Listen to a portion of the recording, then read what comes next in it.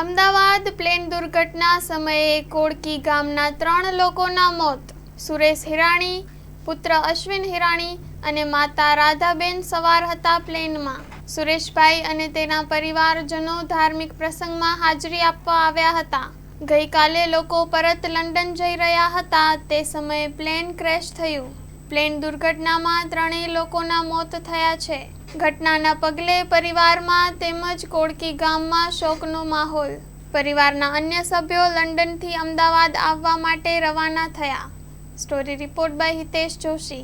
કાનજી મોરજી કોડકીના જે રાધાબેન ધનજી, સુરેશ ધનજી અને અશ્વિન સુરેશ માટે અહીંયા આવ્યા હતા.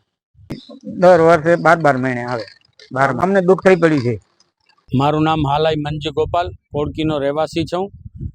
અમદાવાદમાં જ્યારે કાલે દુર્ઘટના બની છે પ્લેન ક્રેશની, એ દુર્ઘટનાની અંદર કોડકીના 3 સ્વજનો હતા. રાધાબેન ધનજી હિરાણી, સુરેશ ધનજી હિરાણી અને અશ્વિન સુરેશ હેરીન.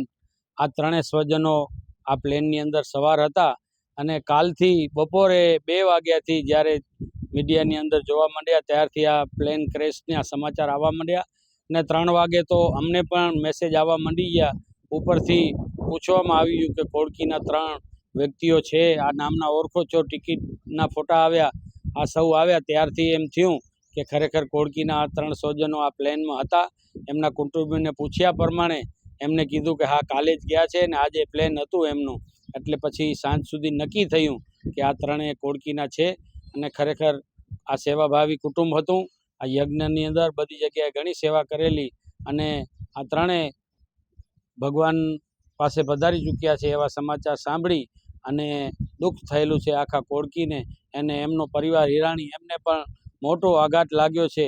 કાલે એમના સ્વજનોને મીડિયાવાળા પૂછતા ત્યારે એ રડી પડતા હતા બાપા.